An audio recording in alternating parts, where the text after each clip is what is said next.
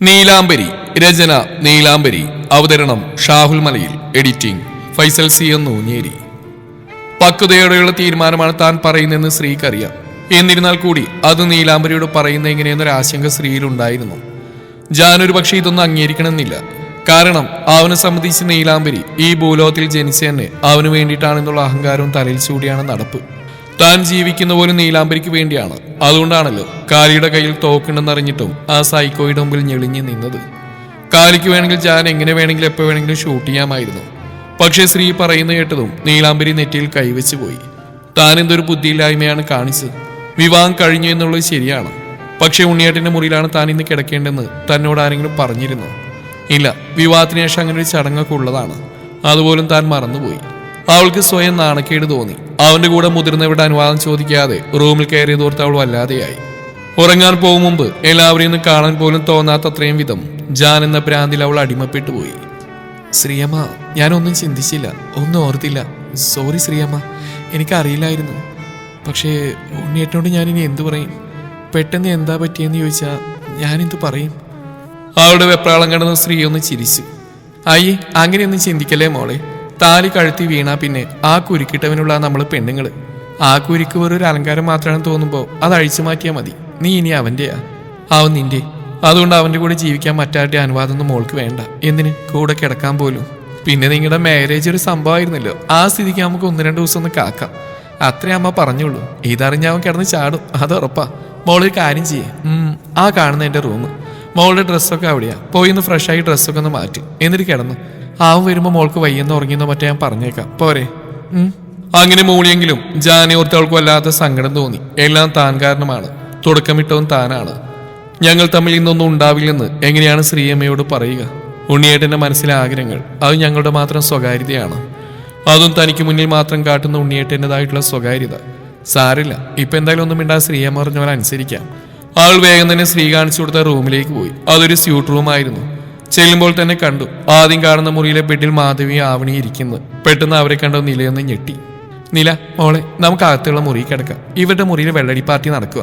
ശിവേട്ടനും അച്ഛനും ശ്രീനിയേട്ടനും ഒക്കെ. നമുക്ക് 2 റൂമിന്റെ ആവശ്യമില്ലല്ലോ. അതുകൊണ്ട് ഈ ബെഡ് ഇവരോട് യൂസ് ചെയ്യാൻ ഞാനാ പറഞ്ഞു. എന്തായാലും നാളെ നമ്മൾ തിരികെ പോവില്ലേ? ശ്രീ, ഞാനും ഉണ്ട്. എനിക്ക് ആ വലിയ മുറിയിൽ ഒറ്റ കിടന്നിട്ട് ഉറക്കം വരുന്നില്ല. അതും പറഞ്ഞ് കനക അവിടെ കയറി വന്നു. ആ, അങ്ങനെയാണെങ്കിൽ നിങ്ങൾ അമ്മയുടെ മുറിയിലേക്ക് പോയിക്കോ. അപ്പൊ സുഖമായിട്ട് കിടക്കാലോ. ശ്രീ മാധവി ആവണിയെ നോക്കിയാണ് പറഞ്ഞു. പക്ഷെ നീലാംബരി റൂമിൽ കണ്ടതും ആവണിക്ക് എന്തോ ഒരു പന്തികേട് തോന്നി. അതൊന്നും അറിയണല്ലോ എന്ന് തോന്നി. വേണ്ട ആന്റി, എന്തായാലും ഒരു രാത്രി നമുക്ക് എല്ലാവർക്കും കൂടെ കഴിയാം, അതുപോലെ ആവണി ശ്രീയോടായി പറഞ്ഞു. ഓക്കെ താൻ. നില, മോള് പോയി ഫ്രഷായി വാ. ശ്രീ പറഞ്ഞു. നീലാംബരി അകത്ത് മുറിയിലേക്ക് പോയി. ബാഗിൽ നിന്നൊരു നൈറ്റ് സ്യൂട്ട് പുറത്തേക്ക് എടുത്ത് അവൾ വാഷ്റൂമിലേക്ക് പോയി. നീലാംബരി എന്താ ഇവിടെ എന്ന് കനകൻ ചോദിക്കുമ്പോൾ ശ്രീ പതിയെ അവരോട് കാര്യം സൂചിപ്പിച്ചു. അവർ വായ പൊത്തി ചിരിച്ചു. ആദ്യ രാത്രി ആയിട്ട് ഉണ്ണിക്കുട്ടൻ പട്ടിണിയാണല്ലോ ശ്രീ. ഓ, ഈ അമ്മ ഫോണിൽ തോണ്ടിരിക്കുന്ന വ്യാജേന ആവണി ഇതെല്ലാം ശ്രദ്ധിച്ചിരുന്നു. ആൾക്ക് എന്തെന്നില്ലാത്ത ആശ്വാസം തോന്നി. ഭാഗ്യം, ജാന്റെ ഫസ്റ്റ് നൈറ്റ് ഇന്ന് നടക്കില്ല. ഉറങ്ങിക്കാണു അവൻ. അവൻ്റെ ഒപ്പം ഇന്നത്തെ ദിവസം അവൻ്റെ ബെഡിൽ തനിക്ക് കിടക്കാൻ കഴിഞ്ഞ നേരം പുലരുമ്പോൾ എല്ലാവരും ആ കാഴ്ച കണ്ടുകൊണ്ട് വന്ന തങ്ങൾക്കിടയിൽ എന്തെങ്കിലും സംഭവിച്ചിട്ടുണ്ടെന്നൊരു തെറ്റിദ്ധാരണ എല്ലാവരും ഉണ്ടാക്കിയെടുക്കാൻ സാധിച്ചാൽ. പെട്ടെന്നാണ് അങ്ങനെ ഒരു കൊനിഷ്ഠ ചിന്ത ആവണിയുടെ മനസ്സിൽ തെളിഞ്ഞ്. ഏറെ നേരമായി ജാൻ ഫ്രഷായി ഇറങ്ങിയിട്ട് അപ്പോൾ മുതൽ നിലയെ റൂമിൽ കാണുന്നില്ല. മമ്മയുടെ റൂമിൽ ഫ്രഷ് ആവാൻ പോയതാവെന്ന് അവന് ഓർത്തു. ഒരു ടീഷർട്ട് എടുത്ത് ധരിക്കുമ്പോൾ അവന്റെ ചുണ്ടിലൊരു പുഞ്ചിരി ഉണ്ടായിരുന്നു. തന്റെ ഷർട്ടിനിടയിലൂടെ കൈവിരൽ കടത്തിയും തന്റെ നെഞ്ചിൽ മുഖമിട്ടൊരു മീൻ ചെറുമുത്തം നൽകിയും തന്റെ ദേഹത്തേക്ക് പറ്റിച്ചേരുന്നവൾ. ഇന്ന് രാത്രി അവൾക്ക് വേണ്ടി ഈ ടീഷർട്ട് താൻ ഊരി മാറ്റേണ്ടി വരും. റൗണ്ടിനൊക്കെ ടീഷർട്ടിൽ പെണ്ണിന് കുറുമ്പ് കാട്ടാൻ പറ്റില്ലല്ലോ. അതൊക്കെ ഓർത്ത് അവൻ അവന്റെ ഇടനെഞ്ചിൽ പതിയെ ഒന്ന് തലോടി. സമയം കടന്നു പോകും തോറും ജാനാകെ അസ്വസ്ഥനായി. ഫ്രണ്ട് ഡോർ നീലാംബരിക്ക് വേണ്ടി തുറന്നിട്ട ശേഷം അവൻ ബെഡിലേക്കിരുന്ന് ഹെഡ് ബോർഡിൽ ചാരി കണ്ണടച്ചിരുന്നു. കണ്ണടച്ചാൽ മുഴുവൻ മനസ്സിൽ തെളിയുന്നത് തന്റെ ചെറു സ്പർശനത്തിൽ പോലും ഞെരിപിരി കൊള്ളുന്ന നീലാംബരിയെയാണ്. കീഴ്ചുണ്ട് കടിച്ചു പിടിച്ച് അവനൊന്ന് ചിരിച്ചു. ജീവിതത്തിൽ ആദ്യമായി താൻ സ്വയം ബ്ലഷ് അടിക്കുന്നവൻ തിരിച്ചറിഞ്ഞു. കാവ്യേ! ദയനീയമായ കിരണിന്റെ വിളി. അവളൊന്ന് മൂളി. ഞാൻ തളർന്നിടി. അതിനവളൊന്ന് മൂളി. അവളുടെ നെഞ്ചിൽ തലവെച്ച് കിടന്ന് കുണുവാവ് കളിക്കുകയാണ് കിരൺ. നീ എന്തായാലും ഒന്നും മിണ്ടാത്ത? വീണു കിരണിന്റെ രോദനം. ഞാനെന്ത് പറയാനാ? ഞാൻ തളർന്നു എന്ന് പറഞ്ഞിട്ടും നിനക്കൊരു മൈൻഡും ഇല്ലല്ലോടി. നിരാശ അണപൊട്ടി ഒഴുകുന്നു. പാവം, നിനക്കെന്താടാ? നീ വാള് വെച്ചാലേ തളർന്ന്, അല്ല ഫസ്റ്റ് നൈറ്റ് ആഘോഷിച്ച് തളർന്നല്ലോ. അല്ല പിന്നെ എത്രയാന്ന് വെച്ചാ പാത്രം കേൾക്കുന്നത്? നിനക്കൊട്ടും കണ്ണീ ചോറില്ല കാവ്യേ, നീ ദുഷ്ടയാ. കിരൺ വീണ്ടും ചുണ്ടൂർപ്പിച്ചിണങ്ങി. പിന്നെ ഞാൻ എന്തോ വേണമെന്നാ? കാവ്യ ചോദിച്ച ചെക്കന് മനസ്സിലേക്ക് കൊനിഷ്ട് തോന്നി. വോമിറ്റ് ചെയ്ത് തളർന്ന് ഞാനല്ലേ? നീ ഇപ്പോഴും പയറ് പോലെ കിടക്കുമല്ലേ? ഭവാനിയൊന്ന് അല്ല കാവ്യൊന്ന് മനസ്സ് വെച്ചാൽ ഈ കലവറ നമുക്കൊരു മണിയറയാക്കാം. കിരൺ ജാൻ കളിച്ചോണ്ട് പറയുമ്പോഴും കാവ്യൊന്നും മിണ്ടിയില്ല. അവളുടെ നെഞ്ചിൽ നിന്ന് മുഖമുയർത്തി അവളുടെ മുഖത്ത് നോക്കിക്കൊണ്ട് കിരൺ പതിയെ പറഞ്ഞു, മൗനം സമ്മതം. അയ്യോ! എലിപ്പെട്ടിയിൽ കിടന്ന് എലി കറിയുമ്പോഴുള്ള ആ നിലവിളി ശബ്ദം കിരണിന്റെയാണ് കേട്ടോ. ആടി അവന് കിട്ടണമായിരുന്നു. അത് കാവ്യ നല്ലോണം കൊടുത്തു. അല്ല പിന്നെ ആദ്യ രാത്രി കന്യകയായ ഒരു പെണ്ണിനോട് പറയേണ്ട വർത്താനായിരുന്നു അത്. കിട്ടണം. എല്ലാവരും ഉറങ്ങിക്കാണു. ആവണിയൊന്ന് ചുറ്റും നോക്കി. സ്ത്രീയും നീലാംബരിയൊക്കെ കിടക്കുന്ന റൂം തുറന്നു കിടക്കുകയാണ്. പക്ഷെ അനക്കമൊന്നുമില്ല. പുറലോകറിഞ്ഞാൽ താൻ കാണിക്കാൻ പോകുന്ന കാര്യം ചെറ്റത്തരമാണ്. എങ്കിലും കുഴപ്പമില്ല. ജാന്റെ റൂമിൽ കയറി പറ്റിയാൽ മാത്രം സക്സസ് ആവുന്ന ഒരു പ്ലാൻ. പക്ഷെ ആ റൂം ലോക്കാണെങ്കിൽ നാണം കെട്ടി തിരികെ വരേണ്ടി വരും. എങ്കിലും ഒന്ന് പോയി നോക്കുന്നതിൽ എന്താണ് തെറ്റ്? ആവണി പതിയെ വാതിൽ തുറന്ന് പുറത്തേക്ക് ഇറങ്ങി. ഗാർഡൻ വഴി പതിയെ നടന്നു അവൾ. ജാൻ തങ്ങിയിരുന്ന് ഒരു ബാക്ക് വാട്ടർ വ്യൂ വില്ലയിലാണ്. നോക്കുമ്പോൾ കണ്ടു ഡോറ് തുറന്നിടക്കുന്ന അവന്റെ വില്ല. അവൾ പതിയെ അകത്തേക്ക് കടന്നു. ചെറു കോറിഡോർ കടന്ന് ബെഡ് സെറ്റ് ചെയ്തേക്കുന്ന ഭാഗത്തേക്ക് നോക്കി. വാമിയുള്ള ലൈറ്റിന്റെ വെളിച്ചത്തിൽ മലർന്നെടുക്കുന്ന അവന്റെ രൂപം. ഇടത് കാൽപാദത്തിന് മേൽ വലത് കാൽപാദം കയറ്റി വെച്ച് വലത് കൈ നെറ്റി കുറുകെ വെച്ച് മലർന്ന് കിടപ്പാണ്. എപ്പോഴോ ഒന്ന് മയങ്ങിപ്പോയതാണ് അവൻ. ഒരു മുട്ടു സൂചി വീണാൽ കേൾക്കാം. അത്രമേൽ നിശബ്ദമായിരുന്നു റൂം. പതിയെ വളരെ പതിയെ ആവണി റൂം ലോക്ക് ചെയ്തു. ശേഷം അവന്റെ അടുത്തേക്ക് വന്ന് അല്പനേരം നോക്കി നിന്നു. മൈ ഡിയർ ജാൻ, നീ ശരിക്കൊരു ജാൻ തന്നെയാ. എൻ്റെ ജാൻ, എന്തൊരു ഭംഗിയാടാ നിനക്ക്. എന്തൊരു ബോഡിയാടാ നിന്റെ. മറ്റവളുടെ തൊലി വെളുപ്പ് കണ്ടിട്ടാണോ നിന്റെ ഈ ദൃഢം നിറഞ്ഞ ശരീരത്തിന്റെ ബലം മുഴുവൻ നീ അവളിൽ തീർക്കാൻ കാത്തു സൂക്ഷിക്കുന്നു? നിനക്ക് പറ്റിയത് എന്നെ പോലെ ഒരു പെണ്ണാ. നിന്റെ ശക്തി നീ കാണിക്കുമ്പോൾ അത് ഇരട്ടിയിൽ നിനക്ക് തിരിച്ചു നൽകുന്ന ഉശിരുള്ള പെണ്ണ്. അവള് നിന്നെ ഒരിക്കലും താങ്ങില്ല ജാൻ. നിന്നിലെ ക്രേസിനെസ് ഞാൻ കണ്ടിട്ടുള്ളതാ അവളോട് നീ കാണിക്കുന്നത്. പക്ഷേ അത് എനിക്കും കൂടി അനുഭവിക്കാൻ ഞാൻ വല്ലാതെ കൊതിച്ചു പോയി ജാൻ. എൻ്റെ കയ്യിൽ ആ ട്രക്കിപ്പുണ്ടായിരുന്നെങ്കിൽ നിന്റെ ശരീരത്തിൽ അത് കടത്തിവിട്ട ശേഷം വികാരങ്ങളെ പിടിച്ചു കിട്ടാൻ കഴിയാതെ നീ പെടയുമ്പോൾ ഞാൻ ഇതുപോലെ നിന്റെ മുന്നിൽ വന്ന് നിന്നേനെ. മനസ്സിലായ അവനോട് അവൾ ഒത്തിരി സംസാരിച്ച ശേഷം അവൻ്റെ അടുത്തേക്ക് കുനിഞ്ഞു നിന്നു. അവന്റെ മുഖത്തേക്ക് മുഖമടുപ്പിച്ച് അവൾ ആഞ്ഞു മണത്തു. എന്തൊരു മണാണ് നിനക്ക്. നിന്നിലെ ഈ ഗന്ധം മാത്രം മതി ഏതൊരു പെണ്ണിന്റെയും വികാരങ്ങൾ അതിന്റെ ഉച്ചസ്ഥായിയിൽ എത്തിക്കാൻ. പെട്ടെന്നാണ് അവളുടെ പുറകിൽ കിടന്ന മുടിയൽപ്പം അവന്റെ മുഖത്തേക്ക് വീണത്. ആവണിയൊന്ന് ഞെട്ടി ഉയർന്നു. ജാനൊന്ന് ഏങ്ങിക്കൊണ്ട് ഇളകി. ശേഷം ഒന്ന് പുഞ്ചിരിച്ചു. വലതുവശത്ത് ആരുടെയോ സാമീപ്യം അറിഞ്ഞ നിമിഷം മറ്റൊന്നും ശ്രദ്ധിക്കാതെ അവനതിനെ കടന്നു പിടിച്ചു. അത്രമേൽ വേഗത്തിൽ ആവണിയുടെ കയ്യിൽ പിടിച്ച ജാൻ അവളെ വലിച്ച് ബെഡിലേക്ക് ഇട്ട ശേഷം അവളുടെ ദേഹത്തേക്ക് അമർന്നു. ആവണി ഒരു നിമിഷം ഒന്ന് വിറച്ചുപോയി. അവന്റെ കൈകരുത്തിന് മുമ്പിൽ, അവന്റെ ബലത്തിന് മുമ്പിൽ അവൾ ഞെട്ടിപ്പോയി.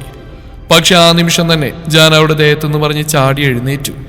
What the are you doing here? Avani ചാടി പിടഞ്ഞ് എഴുന്നേറ്റ് പോയി. മിണ്ടാതെ വരെ ബെഡിൽ പുലരുവോളം കിടക്കണമെന്നേ ഉണ്ടായിരുന്നുള്ളൂ. പിറ്റേ ദിവസം ആരെങ്കിലും വന്ന് കാണുമ്പോൾ തങ്ങൾക്കിടയിലെല്ലാം കഴിഞ്ഞ പോലെ അഭിനയം കാഴ്ചവെക്കണം. പക്ഷെ ആക്രാന്ത മൂത്ത് കയ്യിന്ന് പോയി. ജാൻ ജാൻ പ്ലീസ്, ഒച്ച വെക്കരുത് പ്ലീസ്. നീയാണോ എന്റെ അടുത്ത് വന്ന്? Did you touch me? ചുറ്റിനും ഒന്ന് കണ്ണോടിച്ചുകൊണ്ട് ജാൻ അലറി. ജാൻ, ഞാനൊന്ന് പറഞ്ഞോട്ടെ. Jan relax, look at me. നീ എന്നെ ശരിക്കൊന്ന് നോക്ക് ജാൻ. ഇവിടെ ഇപ്പോ നമ്മൾ മാത്രമേ ഉള്ളൂ. Relax Jan, relax. വേറെ ആരുമില്ല. അവള് വേറെ റൂമിലാ, നിന്റെ മമ്മിയുടെ കൂടെ. അവരെല്ലാം ഉറങ്ങി. Look at me Jan, just take A look. നിനക്ക് എന്നെ കണ്ടിട്ട് ഒന്നും തോന്നില്ലേ? വൺസ്, ഒരിക്കൽ മാത്രം, അത്രയെങ്കിലും ആ ഒരു പരിഗണനെങ്കിലും എന്നോട് കാട്ടിക്കൂടെ? ആരും അറിയില്ല.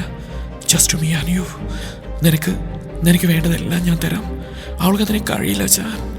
നിന്റെ ആഗ്രഹങ്ങളെല്ലാം ഞാൻ സാധിച്ചു തരാം. I know you both are legally married. അതിനെന്താ, അങ്ങനെ തന്നെ ഇരുന്നോട്ടെ, എനിക്കൊരു പ്രോബ്ലം ഇല്ല. പക്ഷേ നിനക്ക് എൻ്റെ കൂടെ സമയം ചെലവഴിക്കാം. അവളെ മടുക്കുമ്പോൾ let's spend time with each other, എല്ലാ അർത്ഥത്തിലും പറഞ്ഞുകൊണ്ട് അവൾ അവന്റെ അടുത്തേക്ക് മേലെ ഓരോ ചൂടും വെച്ചുകൊണ്ടിരുന്നു. വാക്കിന് കിട്ടാൻ അവനും കാത്തു നിന്നു. So damn irresistible when you try to act like you are not mine. തികച്ചും വശ്യമായി ആവണി പറഞ്ഞുകൊണ്ട് അവന്റെ ദേഹത്തേക്ക് അമരാൻ ഒരുങ്ങവേ ആ നിമിഷം തന്നെ ആവണിയുടെ ചെകിട് നോക്കി അവനൊന്ന് പൊട്ടിച്ചു. ഒന്നല്ല, പലതവണ ഇരുകവളിലും മാറി മാറി. ശേഷം അവളുടെ കവളിൽ കുത്തിപ്പിടിച്ച് ചുമരിൽ ചേർത്തു. ആരാടി നീ? ആരാന്ന്? 1/2 മീറ്റർ തുണി വിട്ടി നിന്റെ മറ്റേണത്തെ ഡയലോഗും പറഞ്ഞു വന്നാ ഈ ജയ് ശിവനാഥ് മേനെ നിന്റെ മുമ്പിൽ അടിയറ പറയുന്ന നീ കരുതിയോ? Do you think I am a fool? എന്റെ മാരേജ് കഴിഞ്ഞാൽ നിനക്ക് പ്രോബ്ലം ഇല്ലെന്നോ? നിനക്ക് ഞാനൊരു വാണിംഗ് തന്നല്ലേ? വിറച്ചുകൊണ്ട് അത്രയൊക്കെ പറയുമ്പോഴും എന്താണ് നടന്നതെന്നുള്ള ഞെട്ടിൽ നിന്നും അവൻ അപ്പോഴും പുറത്തു വന്നിരുന്നില്ല. എപ്പോഴാണ് താൻ ഉറക്കത്തിലേക്ക് വഴുതി വീണതെന്നും അവനറിയില്ല. നീലാംബരി എവിടെയാണെന്നോർത്ത് അവന് നെഞ്ചിലൊരു പിടപ്പ് അനുഭവപ്പെട്ടു. ആവണിയുടെ മുഖത്തുനിന്ന് കൈമാറ്റിക്കൊണ്ട് അതീവ ദേഷ്യത്തോടെ തന്നെ ജാൻ ഡോർ തുറന്ന് പുറത്തേക്ക് ഇറങ്ങിയ നിമിഷം തന്നെ ആവണി അവന് മുമ്പിൽ തടസ്സം നിന്നു. ജാൻ പ്ലീസ്, എനിക്കൊരു അബദ്ധം പറ്റിയതാ. ഇങ്ങനെയൊക്കെ ഞാൻ നിന്നോട് പറഞ്ഞെങ്കിലും ഞാൻ ഇതുവഴി പോയപ്പോൾ ഡോർ തുറന്നെടുക്കുന്ന കണ്ടപ്പോൾ വെറുതെ ഒന്ന് കയറിയതാ. പ്ലീസ് ആരോടും പറയരുത് പ്ലീസ്.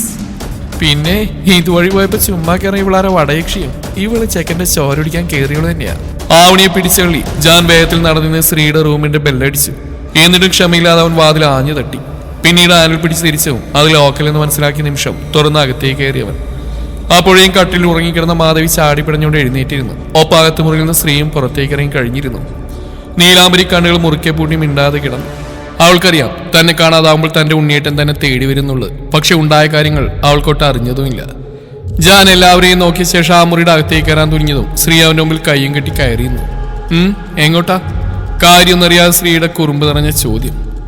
മമ സ്റ്റേവേ. നെറ്റിയൊന്നൊഴിഞ്ഞുകൊണ്ട് അതീവ ദേഷ്യത്തിൽ തന്നെ ജാൻ പറഞ്ഞു. എന്റെ ഉണ്ണിക്കുട്ട, അവൾ വരാത്തോണ്ട് നീ ചുമ്മാ അവളോട് ചൂടാകാതെ, ഞാൻ പറഞ്ഞിട്ടാ.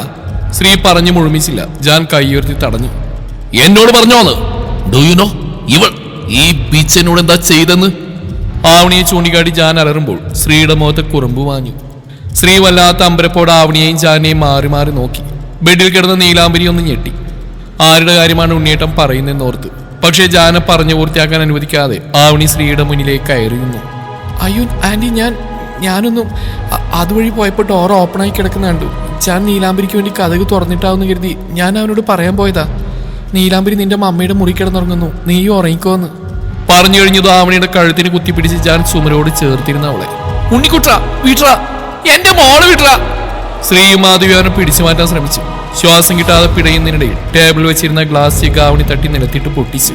പിന്നെ നീ എന്റെ മുമ്പിൽ വന്നിന്ന് ചലച്ചത് എന്താടി? എന്റെ കൂടെ കിടക്കാൻ ആളില്ലെങ്കിൽ ചേർന്ന് ഒട്ടി വന്ന എന്തിനാടി? ജാന്റെ പല്ലി എരിഞ്ഞു. ഈ ഒച്ചപ്പാടിനിടയിലും നീലാംബരി ഭയത്തോടെ മുറുകെ കണ്ണുകളടച്ച് കിടന്നു. എഴുന്നേറ്റ് ചെല്ലണമെന്ന് കരുതിയതാണ്. പക്ഷെ ജാന്റെ ഈ ഒരു ഭാവം അവൾക്ക് ഭയമാണ്. ഭയത്താൽ അവളുടെ ഉടൽ വിറച്ചു. ആവണിയെ ദൂരേക്ക് വലിച്ചെറിഞ്ഞ ശേഷം ജാൻ ആ റൂമിലേക്ക് കടന്നു. അയ്യോ എന്റെ മോളെ! മാധവി ഓടി ആവണിക്കടുത്തേക്ക് ഇരുന്നു. കട്ടിൽ കിടക്കുന്ന നീലാംബരി അവനെ നോക്കി. കണ്ണുകളടച്ച് ചുമ്മാ കിടക്കുന്നതാണെന്ന് ഒറ്റ നോട്ടിൽ തന്നെ അവന് മനസ്സിലായി. അവന്റെ ഉച്ചിയിലേക്ക് ദേഷ്യം ഇരച്ചു കയറി. ഒറ്റ വരിക്ക് അവളുടെ കയ്യിൽ പിടിച്ചു വലിച്ച് എഴുന്നേൽപ്പിച്ച് നിർത്തിയവൻ ശ്രീ ഓടി അവന്റെ അടുത്തേക്ക് വന്നു. ഉണ്ണിക്കുട്ട, ഞാനാ പറഞ്ഞ അവളോട്, ആദ്യം നീ ഞങ്ങളൊന്ന് കേൾക്കടാ, കാര്യം എന്താണെന്ന് മനസ്സിലാക്കടാ. സ്റ്റോപ്പ് ഇറ്റ് മമ്മ. അവൻ നീലാംബരിക്ക് നേരെ തിരിഞ്ഞു. കണ്ണുകൾ നിറച്ച് കൈകൾ കൂട്ടിപ്പിടിച്ച് മുഖം കുനിച്ച് നിൽപ്പാണ്. Do you think I am a joker? Answer me Nila. ആ അലർച്ചയിൽ അവളൊന്ന് ഞെട്ടി. എങ്കിലും മുഖമുയർത്തി നോക്കിയില്ല. നീ എന്താടി കരുതിയത്? ഞാൻ അത്രയും മുട്ടി നിൽക്കുകയാണെന്നോ? അതല്ല ഉണ്ണിക്കുട്ട, തറവാട്ടി പോയി അമ്മയുടെ അനുഗ്രഹം വാങ്ങിട്ട് മതിയെന്ന് ഞാനാ. മാമാ, ഞാൻ ഇവളോടാ ചോദിക്കുന്നത്, പറഞ്ഞില്ല. If you are such A thought, why did you tell me? നിനക്ക് എന്നോട് എന്തും പറയാനുള്ള ഫ്രീഡം അല്ലേ? നിന്റെ ആവശ്യങ്ങൾ ഞാൻ കേൾക്കാറില്ലേ? നിന്റെ ആഗ്രഹങ്ങൾക്കൊത്ത് ഞാൻ പറഞ്ഞു പൂർത്തിയാക്കാതെ അവൻ കണ്ണുകൾ മുറുക്കി അടച്ച് ആഞ്ഞു ശ്വസിച്ചുകൊണ്ട് വീണ്ടും തുടർന്നു. നിനക്കറിയോ ആ റൂമിൽ എന്താ സംഭവിച്ചെന്ന്? കം ഓൺ, സ്പീക്ക് അപ്പ് നില. ഉണ്ണിയേട്ട, ഞാനൊന്നും അറിഞ്ഞില്ല. ഉണ്ണിയേട്ട ഉറങ്ങിയെന്ന് എഴുതി ഞാൻ കരുതി. എല്ലാം സ്വയം അങ്ങ് കരുതി. നിനക്ക് വേണ്ടി ഞാൻ കാത്തിരിക്കുന്ന നിനക്ക് അറിയില്ലേ? ഒരു വാക്ക് ഈ പന്ന. She came into my room. I thought it was you. And I hugged her. ആരതിന് കാരണം? Tell me നില. Because of you. ഒരു വാക്ക് നിനക്ക് എന്നോട് പറയായിരുന്നു.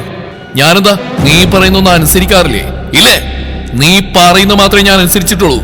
എന്റെ മനസ്സിലുള്ള ഞാൻ നിന്നോട് പറഞ്ഞ ഇന്ന് നമുക്കിടയിൽ ഒന്നും ഉണ്ടാവില്ലെന്ന് ഞാൻ പറഞ്ഞില്ലേ നിന്നോട്?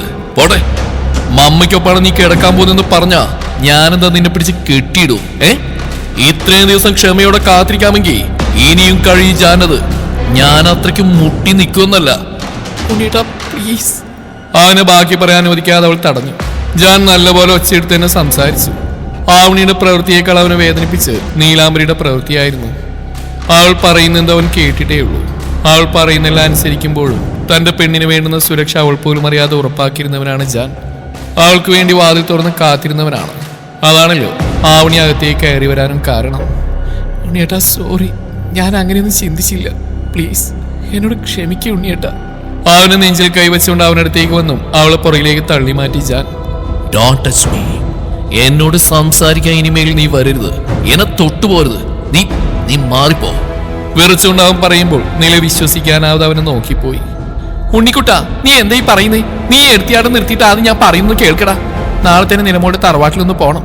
അവിടെ പോയി നിങ്ങളുടെ കല്യാണം നടന്ന കാര്യം. Enough, mama. ഞാൻ ഇനി എങ്ങോട്ടുമില്ല. പോകുന്നവർക്ക് പോവാം. No one should expect anything from me. And I don't expect others to be as sincere as I am. ദേഷ്യത്തിൽ പുറത്തേക്ക് പോകാൻ നേരം ചുമലിൽ ചേർന്ന് ആമണിയുടെ മുഖത്തേക്ക് നോക്കി അവൻ മുരണ്ടു. നീ എന്താ പറഞ്ഞു? നിന്നെ ഒന്ന് നോക്കാനല്ലേ? നോക്കി, നല്ലപോലെ നോക്കി. അറപ്പല്ലാതെ എനിക്ക് ഒന്നും തോന്നില്ല നിന്നോട്.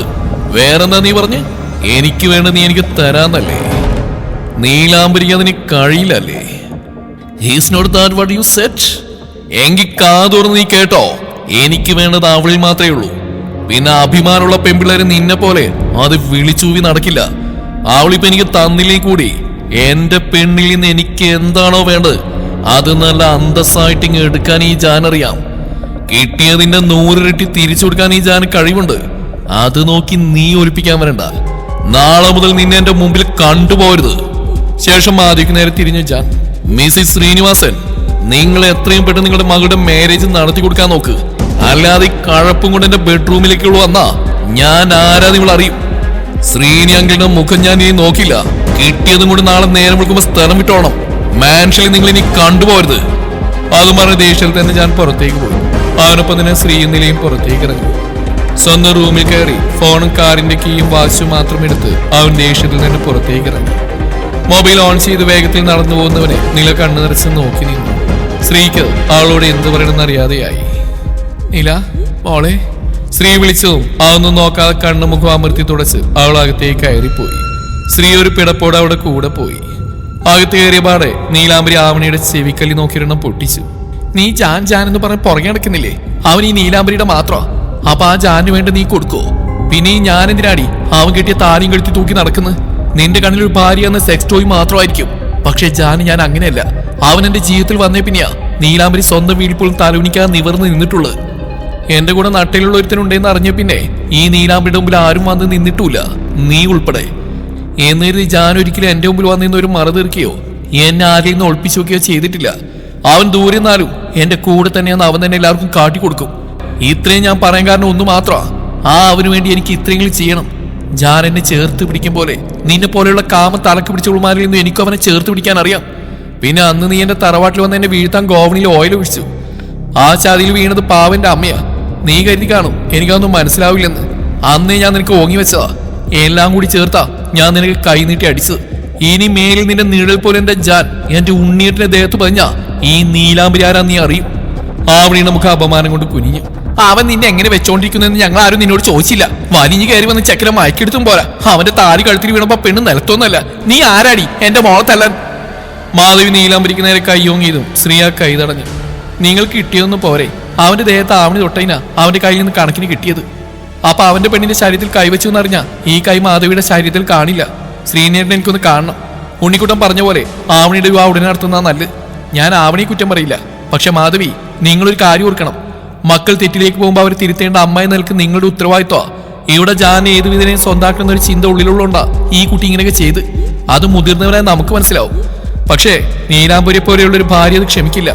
അതുകൊണ്ട് ഇവരുടെ അമ്മ എന്ന നിലക്ക് നിന്നെ എന്റെ മകൾ കൈനീട്ടി അടിച്ചിന് ആവണിയോട് ഞാൻ മാപ്പി ചോദിക്കുന്നു. ഈ വിഷയത്തോടെ തീരണം.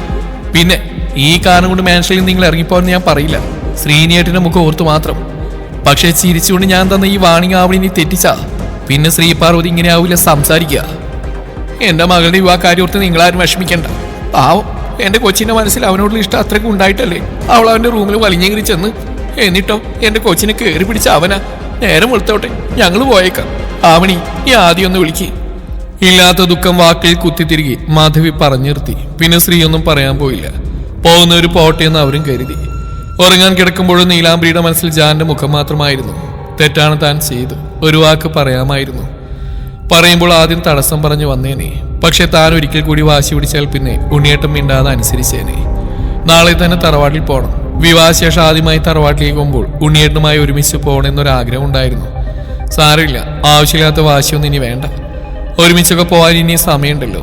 അമ്മയോടും മുത്തച്ഛനോടും സംസാരിക്കണം. പെട്ടെന്ന് തിരികെ വരണം. നിദ്രാദേവി കടാക്ഷിക്കാതെ വെളുക്കുവോൾ അവൾ ഒരേ കിടപ്പ് കിടന്നു. തുടരും ഈ കഥയുടെ ബാക്കി ഭാഗം നാളെ ഇതേ സമയം.